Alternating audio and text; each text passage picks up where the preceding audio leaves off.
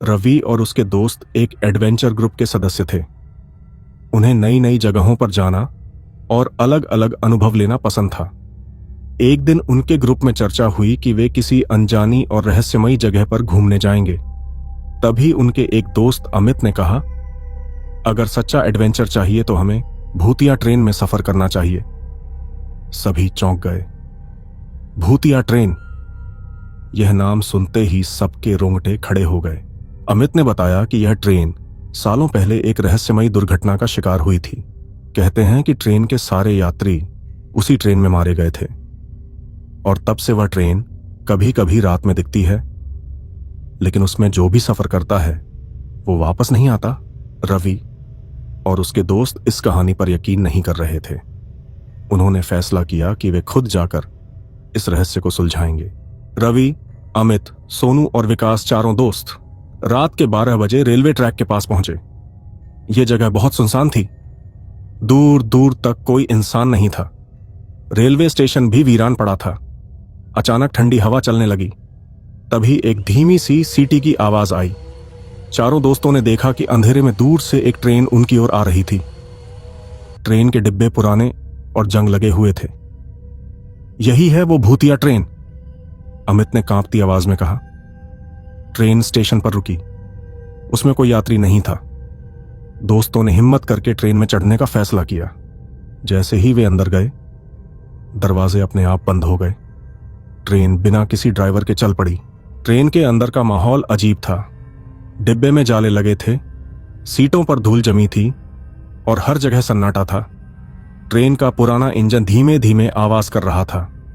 रवि ने हिम्मत करके खिड़की से बाहर देखा, लेकिन जो उसने देखा उसने उसकी सांसें रोक दी। ट्रेन पटरियों पर नहीं बल्कि हवा में दौड़ रही थी। चारों दोस्त डर गए। तभी सोनू ने एक अजीब सी आवाज सुनी। सीट के पीछे से कोई धीरे धीरे हंस रहा था। सभी पीछे मुड़े तो देखा एक सफेद साड़ी पहने महिला बैठी थी, लेकिन उसका चेहरा नजर नहीं आ रहा था। सोनू घबराकर चिल्लाया, कौन हो तुम? उस महिला का सिर धीरे धीरे घूमने लगा और जैसे ही उसका चेहरा सामने आया, सभी दोस्तों के दिल की धड़कनें तेज हो गईं। उसका चेहरा काला था, आंखों से खून टपक रहा था और उसके मुंह से कोई आवाज नहीं निकल रही थी। चारों दोस्त तेजी से दूसरे डिब्बे में भागे, लेकिन अजीब बात यह थी कि जितनी बार वे आगे बढ़ते, वे उसी डिब्बे में वापस आ जाते। ट्रेन के हर कोने से अजीब आवाजें आने लगीं। तुम्हें नहीं जाना चाहिए था, अब कोई वापस नहीं जाएगा। रवि ने खिड़की से बाहर छलांग लगाने का फैसला किया, लेकिन जैसे ही उसने देखा ट्रेन अब जमीन पर नहीं थी, वह हवा में थी। बादलों के बीच अचानक ट्रेन के अंदर एक औरत की आवाज आई, मुझे बचाओ, मुझे इंसाफ चाहिए। चारों दोस्तों ने देखा कि एक लड़की का भूत उनके सामने खड़ा था।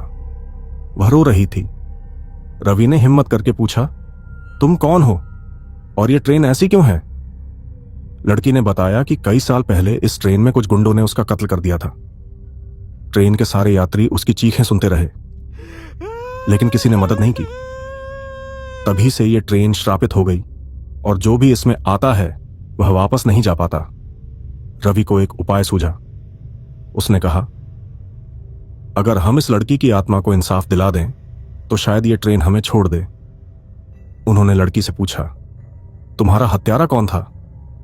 लड़की ने ट्रेन के आखिरी डिब्बे की ओर इशारा किया। जब दोस्तों ने वहां जाकर देखा तो वहां एक पुराना खून से सना चाकू पड़ा था और दीवार पर एक नाम लिखा था, विक्रम। रवि ने नाम जोर से पुकारा, विक्रम, तुम्हें तुम्हारे की सजा मिलेगी। तभी ट्रेन जोर जोर से हिलने लगी। चारों दोस्तों को लगा कि अब वे बच नहीं पाएंगे, लेकिन अचानक ट्रेन की स्पीड कम हो गई और कुछ ही पलों में उन्होंने खुद को रेलवे ट्रैक पर खड़ा पाया और ट्रेन गायब हो चुकी थी। चारों दोस्त घबराए हुए थे। उन्होंने अपने फोन निकाले तो देखा कि सुबह हो चुकी थी। अमित ने कांपते हुए कहा, क्या यह सच था या सपना? लेकिन तभी रेलवे ट्रैक पर खून से लिखा एक शब्द नजर आया, धन्यवाद। यह कहानी हमें सिखाती है कि कभी कभी कुछ घटनाएं सिर्फ डराने के लिए नहीं होती, बल्कि उनमें छिपी सच्चाई को उजागर करने के लिए होती हैं। लेकिन क्या वह ट्रेन अब भी चलती है? क्या कोई और उस ट्रेन में सफर करेगा? शायद हां। अगर तुम्हें रात में रेलवे ट्रैक पर कोई ट्रेन दिखे तो उसमें चढ़ने से पहले 2 बार सोच लेना।